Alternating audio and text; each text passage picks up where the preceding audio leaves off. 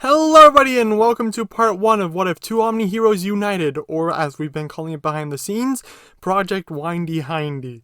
Or I guess you could also call it What If Izuku Midori Had the Omnitrix, part 15.5 I guess? This is a small crossover series between me and We the Celestials, the Anime Outcasts, where we just bring our two Omnidekus or Omnitrix Dekus together for a small mini adventure. It's a cool idea and I've been really having fun with them making this. That said, this is for part 1 on my channel, part 2 will be on theirs, part 3 on mine, and part 4 on theirs again. It's a 4-part mini-series. If you enjoy this episode, be sure to leave a like, and maybe subscribe if you're new. Maybe you come from Anime Outcasts and want to see. We have a lot of more content on the channel that you can always check out. Yes, so now I'm going to leave you with the video. The raid on the Yakuza finished.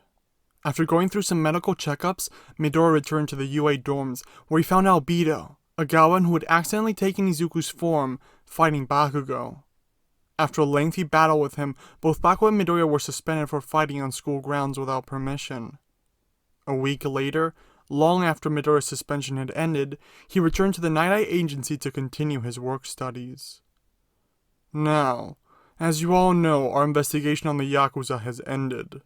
Most of the organization was apprehended with only one member escaping. Night Eye explained to Bubble Girl, Centipede, and Midoriya, a picture of the escapee in hand. However, the League attacked the transport that held Overhaul and took Chizaki's finished product, a bullet that can permanently erase someone's quirk. Because of the danger that such a weapon could possess, and the damage they have inflicted on society already, our agency will be focusing its attention and resources on this threat. But what about Michael Morningstar? Shouldn't we search for the last piece of the Yakuza? He could still have some of these weird bullets with him. Or he could try to rebuild the Yakuza. Bubble Girl voiced her concern. Eyewitness accounts say that Michael Morningstar fled the scene with a blonde girl and a blonde man, matching the descriptions of Jin, Bubaigawara, and Himiko Toga.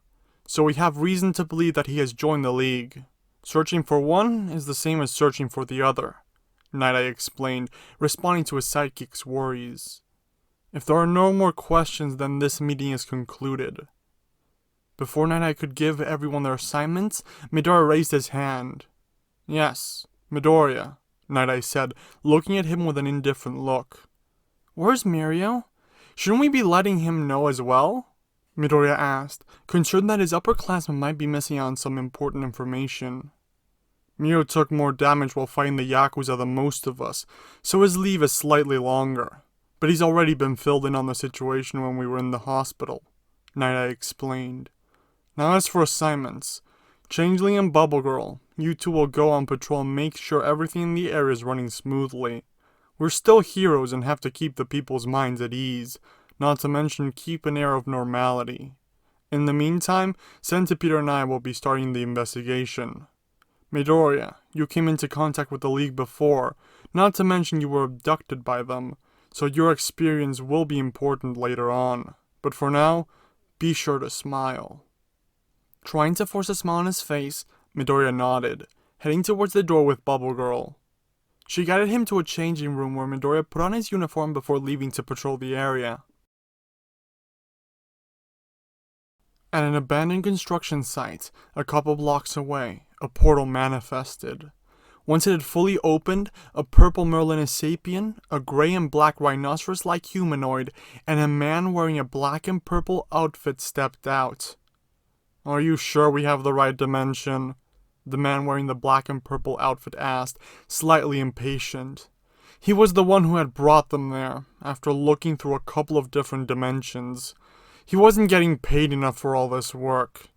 Yes, Eon, I am sure, the Merlinisapian said, double-checking the Chrono Navigator.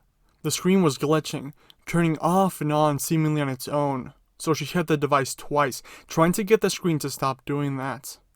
It should be that way. You heard Subdora. Exoskull, time to do your job, Eon said, looking at the gigantic rhinoceros-like humanoid.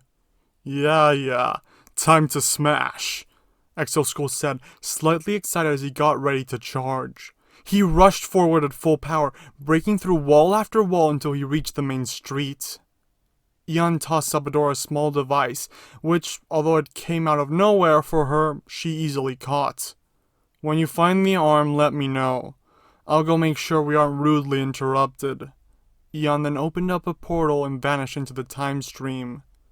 Sabdora, being proactive, followed behind her boyfriend, wanting to make sure that he was going in the right direction. The rhinoceros-like alien ravaged through a significant part of town, attracting the attention of two unknown heroes who wanted to make a name for themselves. Exoskull and Sabdora managed to disable them easily, but in doing so, they called the attention of the Plumbers, an underground shadow government that made sure that anything regarding aliens worked out smoothly on the planet. They deployed many of their troops to try and stop the rhino-like alien, but didn't find it to be enough as he just blew past them. The Plumbers quickly realized they wouldn't be enough to stop the threat, so they called for the assistance of many heroes, but even those who showed up on the scene didn't seem to even slow the rampage down. "Which way now?" Exoskull asked after charging through a police blockade.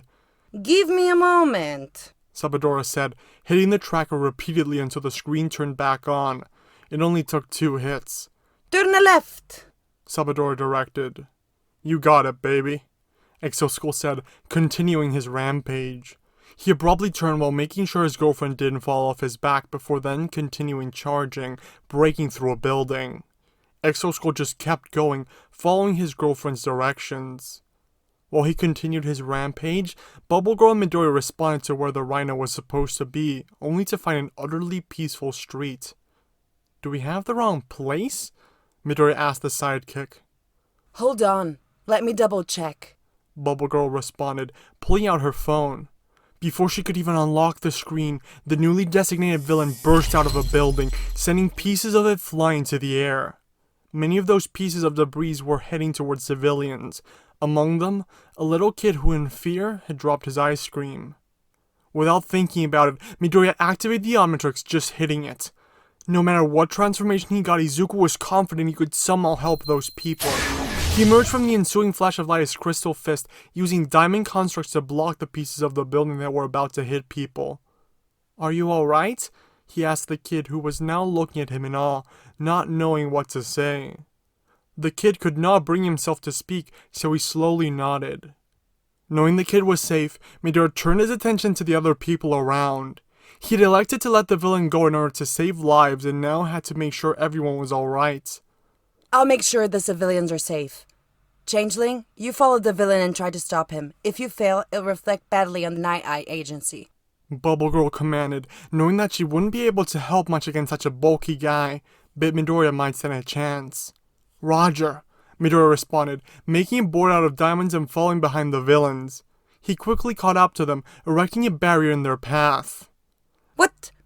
Where did that come from? Sabdora asked, looking at the barrier that now blocked her path. She turned around, spawning a bunch of small diamond shards flying at her. Exoskull quickly jumped in the way, using himself as a shield to stop the attack. "Don't worry, baby. I got you," Exoskull said, looking to make sure Sabdora was safe. Oh, grazie, darling, Sabdora responded, turning her attention to the machine that had turned off again. She hit twice, making sure once more it pointed in the right direction. Come on, this way. Exoskull then charged, breaking through the crystal barrier that was in his path. "You aren't going anywhere," Midoriya asserted, creating another barrier while following them. He catapulted himself at the villains, getting a direct hit in. "Crap, there's one of these here too? Why are they all over the place? They're a huge pain in the ass," Exoskull complained, annoyed after recognizing the Omnitrix symbol on Midoriya's chest. "I'm sorry, baby, but I have to take care of business." No problem, darling. I find the hand. Sabdora said as she started walking away. "Thanks. You're the best," Exoskull responded as he got ready to charge at Midoriya. "Hey, where'd she go?" Midoriya wondered after seeing her just disappear. He was so surprised by that development that he failed to see Exoskull charge at him. Quirks that allowed one to turn invisible on and off were sort of rare. "None of your business," Exoskull shouted, hitting Midoriya with the horn, crashing him into a building. Exoskull then took 2 steps back, preparing for a counterattack.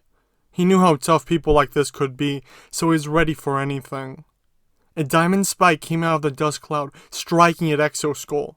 He made sure to block it, but was still sent back a couple meters. "You aren't taking me down that easily," Midoriya said, stepping out of the dust after the attack, rushing at Exoskull ready to attack again. He struck the ground, sending himself flying into the air. Midoriya focused his attention on his fist, hardening it and expanding it for a powerful punch.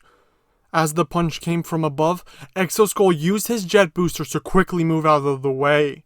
Once the attack had landed, Midoriya, copying something he had seen Todoroki do before, shot out a crystal stream at Exoskull, trying to lock him in place. Exoskull just moved around, charging towards Midoriya at full speed after evading his attack. Midoriya barely managed to get his fist out of the ground when Exoskull came charging at him. Izuku managed to catch the horn but was still being pushed back.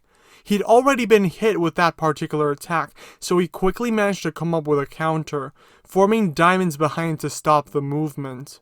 At first, it didn't seem to work very well, but the more leverage he got, the more he stood against Exoskull. "Huh, that's not gonna be able to stop me," Exoskull said while grinning. His horn then started charging up, and an energy blast shot out of it, hitting Midoriya's upper body head on and sending him flying into the air. "Well, that takes care of him for a bit," Exoskull remarked, practically patting himself on the back. Once you finish, I need you to come here, Subdora said through their comms. "On my way, baby," Exoskull responded, continuing his rampage until he reached a bank vault, where he found Subdora waiting for him. "Is this it?" he asked as he arrived. just behind the wall. Subdora explained, pointing to the wall that led to the bank's vault. "Okay, step back," Exoskull warned, gaining some distance before smashing into the vault. Oh, there's nothing in here but this useless paper. Subdora complained after a couple minutes of searching through the vault. She then grabbed the device Ian had handed her before and activated it. A portal then opened up next to the 2 aliens, with a man wearing black and purple outfits stepping out. "Do you have the arm?" Ian asked as soon as he stepped out of the portal, cutting straight to the chase. The sooner he got this done, the sooner he'd get his reward. "It isn't here," Exoskull responded. We followed the directions of the tracker. Subdora added, pointing at the device in her hand. "Give me that," Ian demanded, swiping it from Subdora's hand. He took a look at the device, finding the screen glitching. He inspected the device further, finding something wrong with it. He opened up the back and started recalibrating it. What's he doing? The fuzz is gonna catch up to us if it takes too long. Subdora commented. "Huh, there must be some temporal interference around this dimension," Ian noted after recalibrating the device. "You idiots have the wrong universe." Ian then looked at the device again, opening up a portal to Dimension 12. "Come on, let's go," he commanded impatiently. Subdora then went into the portal with Ian following behind her. Exoskull was about to enter the portal, but before he could step in, Midoriya, still in his crystal fist form, crashed into the villain, sending him crashing into the portal, upsetting a careful balance. After being sent flying, Midoriya crashed in a nearby area. It took him a moment to recover from the crash, but he soon got a sense of his surroundings. After recuperating, he saw a couple police cars drive by. He made sure to keep up with them, figuring out where they were heading. Once he got the address, he started going faster, arriving just as the villains were making their escape, tackling one into some weird portal. It was a strange experience that Izuku had never felt before. He was in the middle of a colorful tunnel, flying through the air with Exoskull. There were a couple of people in front of him too. The colors around him kept shifting between blues, greens, and purples. He had entered the portal with more speed than the others, so he's going faster than them. He accidentally bumped into a man dressed in black and purple and the disappearing villain, throwing them out of the tunnel. The sudden impact caused the man to drop a device he had in his hand, with it falling outside the tunnel as well. Izuku didn't know how to regulate his position, so while still holding onto Exoskull, he fell out of the tunnel. he and Exo Skull appeared above an empty city, crashing onto the concrete. What the hell was that? Exo Skull wondered while getting out of the small crater he had left behind. I don't know what you were after at the bank, but I'm not letting you get away with it, Midoriya claimed, staring the villain down, ready for him to make a move. Ah! You again? Exo Skull grunted, ready to resume the fight from before. He once again charged at Midoriya, but Midoriya created a barrier in his way, while also propelling himself into the air. Exo Skull didn't have enough room to maneuver, so he ended up crashing into the barrier with Midoriya shooting a couple of projectiles at him from the air. The diamond shards made contact, piercing Exo Skull's armor just as Midoriya landed. Ah! That hurt, you little shit! Exo Skull shouted, rushing back at Midoriya, using his boosters to go faster. Midoriya didn't expect the acceleration, so he ended up being uppercut by the horn, being sent flying to the air with significant force. Izuku came crashing down a couple streets over, landing on top of an All Might still in his prime, kicking up a pretty big dust cloud. Talk about a rough landing, Izuku said, stepping out of the dust, only to see a beaten Bakugo next to a Pirate Knight with an Omnideku symbol on his chest. Albedo? Midoriya let out, surprised to see the fake Omnideku user there, and looking at him back in surprise. And that's the end of the video. As always, I hope you enjoyed. If you did, don't forget to like, subscribe, and leave what you think is going to happen in the comments below. So far, we've only seen Exo Skull, Sabadori, and Eon, but now things are going to start moving into motion.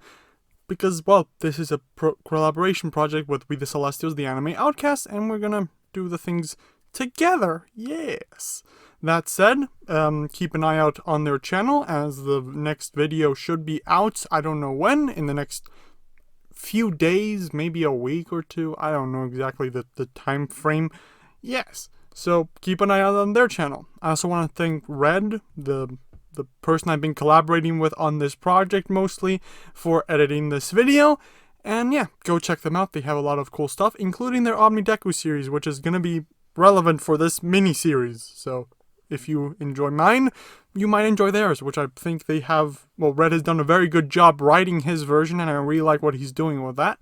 So yeah, all that said, I hope you enjoyed, and until next time everyone, have an absolutely fantastic day. Bye!